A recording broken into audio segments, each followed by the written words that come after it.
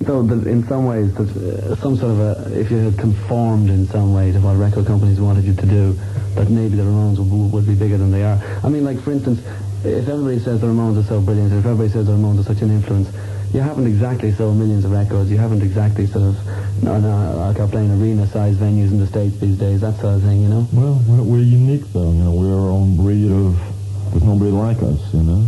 We don't, like, cozy up to the music business, you know, like, we don't need them, and we get along real good without it. You know, we don't have radio play in America, but any city we go into, we sell out the venue. We do real well on the road.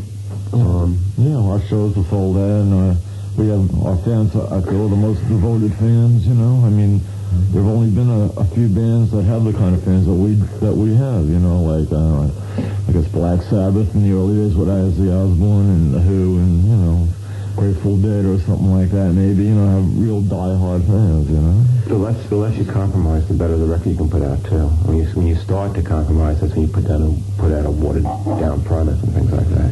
Well, do you feel then that the Too Tough to Die LP is one of the best things you've done, say, since 77, 78? Yeah, I feel that way. I feel like we did very little compromising at all on it, you know?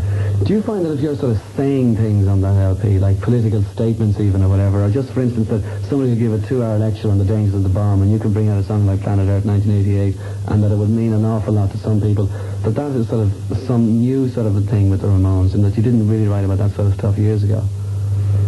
It's political, but it's, you know, it's just being discussed and it's a direct statement, you know, without...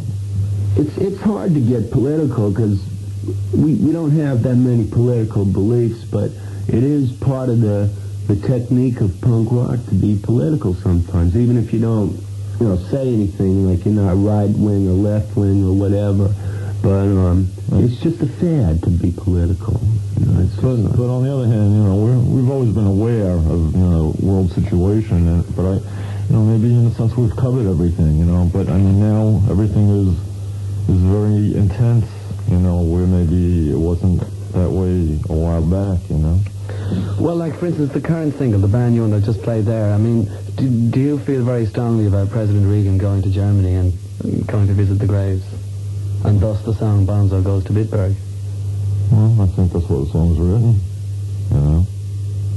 Well, like, can we expect to see more of that type of stuff with the Ramones? I mean, more sort of really, like, saying things and laying their sort of politics on the line. Why not, you know?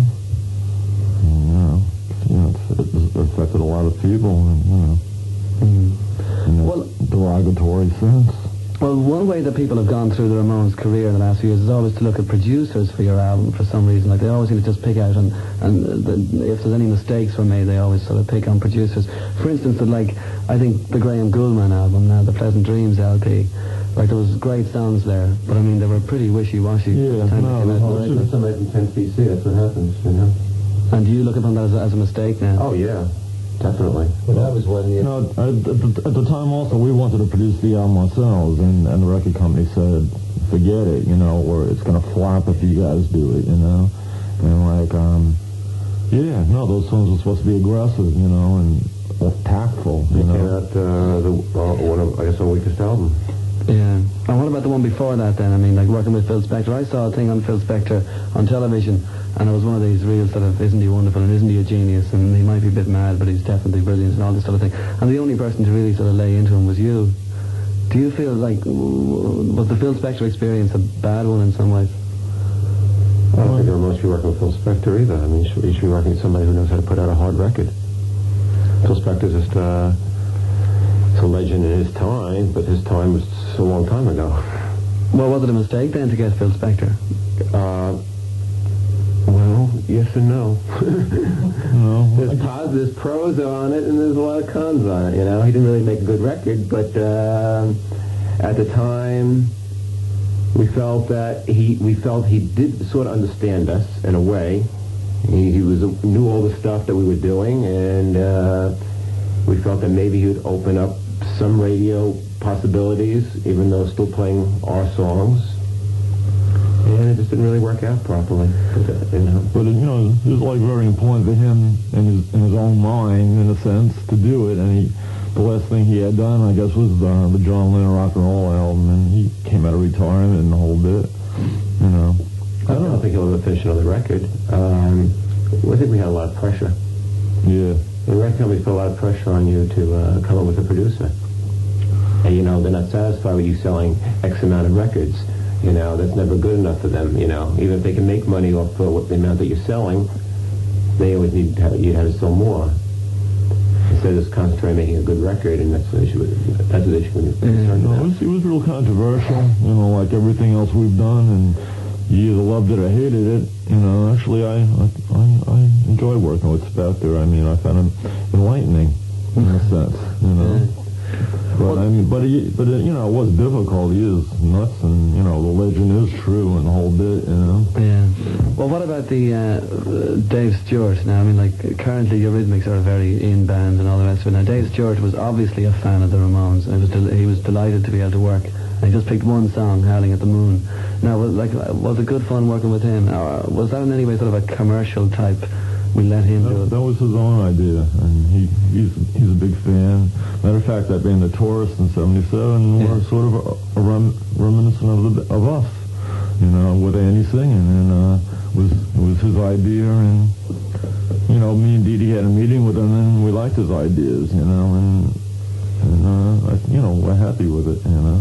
And was he a good guy to work with? He's a wild guy. Yeah. Well, what about the thing of that the British audiences in the early days were always much more open to the Ramones, but maybe lately they're not, and like there might be a few reasons for that. I mean, not so much lately as say 81 to 84. And one of the reasons, for instance, now, like for instance, you released "Baby I Love You" as a single. Right. That didn't seem very Ramones to me. No, and that probably ruined our career, you know, at the time in England. And that, like, you had no say in that. A black mark, you know, on our career. Well, what about a plus mark on your the career? housewives liked it. Yeah. And it was we should never have done the song. And, it's sold, but that doesn't mean anything. If what your fans think means more. Actually, the last album is a new album, Too Tough to Die. It's put us back on top now. Yeah. Everybody is with us again, and we're bigger now than we've ever been. Especially here, they are saying it's sort of like a renaissance. You know, you did the song. It wasn't really any sort of selling out. The song, this is like you do an oldie. You do an oldie, and you try to do the oldie, you know, sort of like it was done. And we did it, and you try out different ideas on different albums, and you learn through your mistakes. You know, and well, you know, we should let me produce that one. Yeah, so let him go. Well, Baby, I Love You. If Joey was saying just there that, for instance, if you're bigger now than you ever were, or if the Too Tough to Die LP is more popular than a lot of the stuff in the most recent past. Well, we're bigger now than we've been in a while. Yeah. Well, like, do you see now that maybe one reason for that is that pop music, if in '75 and there was CBGBs and all these bands and the Ramones, great, glad to see something really good, Beating the Brat, all these things, headlines everywhere, 76 Direction, which was great, as sort of a reaction against the Rod Stewart's and Elton John's only playing to 1 billion people in a big parking, whatever, you know. Now, all that sort of thing. I mean, do you think that in the same way now that Too Tough to Die is popular, it's a reaction against just how bad current pop music really is? It's a reaction, but also there's the fact that this is our 11th year. You know, there's a whole new generation of kids that are just getting into rock music for the first time in their lives, and they're coming to see us, you know, and it's us sustaining and maintaining, you know, that, you know, we're the best. We put out a good hard album too, and you know, also it's very trendy. You know, where they'll go where, you know, all of a sudden you start becoming a little too big as far as the underground kids, and the kids are into cult type music, and they'll start feeling the Ramones are too big now. Let's forget about them, you know, because I mean, the English press tends to put a different person on the cover of a NME or Melody Maker and try to make these bands big and then try to break these bands. You know? That's what happened with us in England. I mean, with Road to Ruin, it was a great album, and they all reviews. They all like knocked it. It was like, you know, it was crazy. They had all horrible reviews and insulted us, and it was a great album. Then I could see them insulting the other albums. I would too. But you know, at the time, Road to Ruin was a great album. But do you not, like, would you not sit there and give out about pop music in the way of, for instance, like if Michael Jackson's last album, just as an example, can sell 40 million copies or something in the States, it's as much mothers and fathers bringing it home to let them hear it as it is the kids themselves, sort of thing. Yeah. And that's not exactly rock and roll. No, it's not. There is no rock and roll. Rock and roll is extinct at this point, it seems. Your parents should be hating the music. You know, you're supposed to have parents listening to your music. Well, You start having music and you start playing stuff that your parents don't like and you're doing something wrong. They get two for every household there. No, there's a lack of rebelliousness nowadays. I mean, everybody just wants to fit in. Everybody wants to sell records and make money, and nobody really cares about integrity or pride anymore, or being unique, doing something original. You know, everybody wants to sound like Wham or something like that nowadays. You know.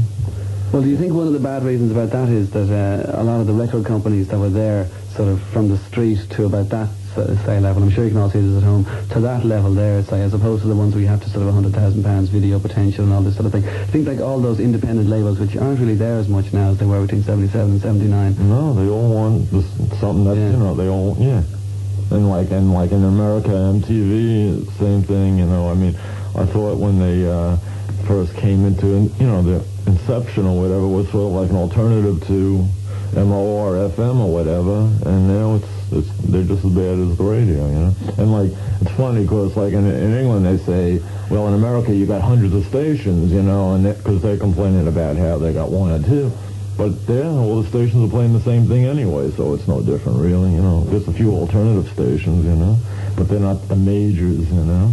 Well, do the Ramones get played on MTV? No. Once, maybe one video a month. They turn their backs on us, you know, I mean, you know, which is... We get like one video a month, maybe at 3 in the morning. Surely Howling at the Moon could make it. Well, it didn't. They wouldn't play us. They're very nasty, those people. The Psychotherapy video was a great video. Yeah. They didn't play that. So what about, like, I mean, years ago, like, we used to always read about CBGBs as being somewhere really important in that and somewhere really great. Now, was it that great? I mean, you'd hear about anybody from the Richard Hells to the Tom Verlaine. A lot of important bands came out of there at one time. I mean, you know, it was us, Blondie, Talking Heads started then, the Dead Boys, Richard Hell, the Heartbreakers. A lot of bands that went on to some sort of fame, all starting at the same time. I guess it's very similar to like a Liverpool scene, like in '62, whenever that started, you know. Except that radio got behind a lot of those bands and pushed those bands when radio did not get behind all the bands that started at CBGBs. But those were the early days before they found out how to make a buck, you know. Now we have when you have 10 bands starting out in a club and they all get signed to records, I mean, that's a major scene. So, like, was it more exciting and good fun at that time, too? And that, like, for instance, I get the impression that the American bands, whereas if you take a lot of places in Britain where supposedly a lot of bands came from, there was also real fighting. I get the impression in around CBGBs that all the bands really liked each other, that they weren't in competition. No.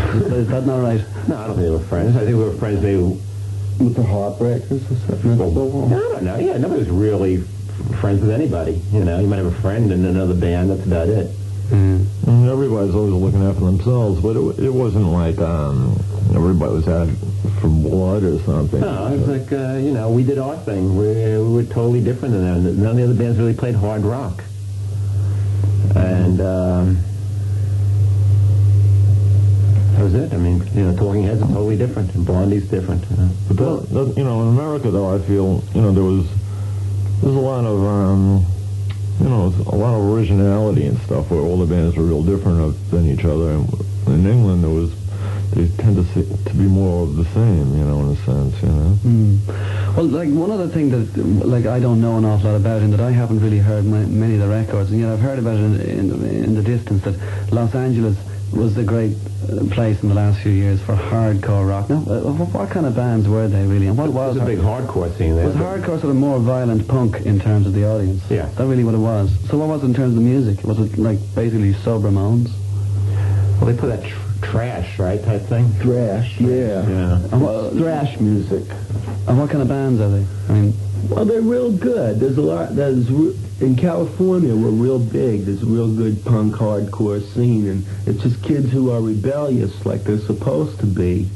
And we try and get these bands to play with us a lot. There's a lot of good ones.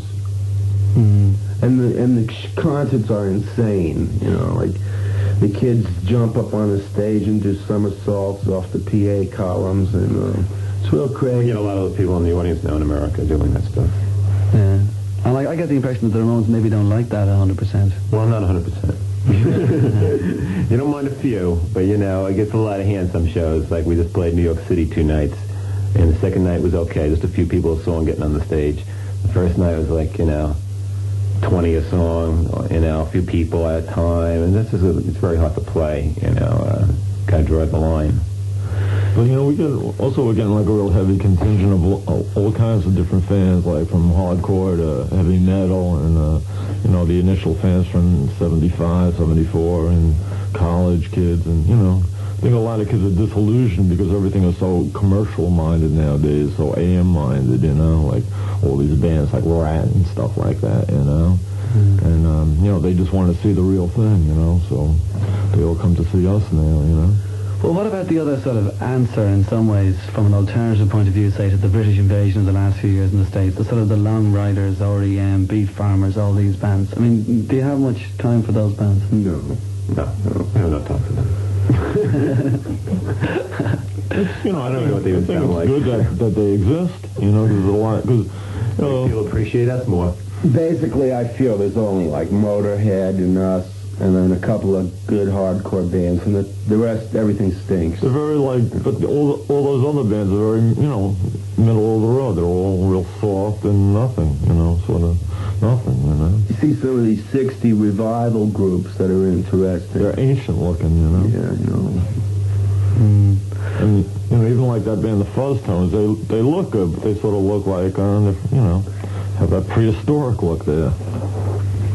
Yeah, I think the Fuzz Tones are good, actually. I like that LP. But I haven't heard them. Yeah. Well, anyway, like, I mean, 11 years on, and the Ramones are still, like, 100% totally intact, but at the same time, there is an element of that you have been passed by in some ways, or that you have not got the recognition you truly deserve. Now, is there a frustration with the Ramones? I mean, maybe even within yourselves, that you've always seen what you wanted to do, but you've never really done it in some ways. I mean, sometimes. Yeah, it's frustration. I mean, you know. But, I'm not frustrated.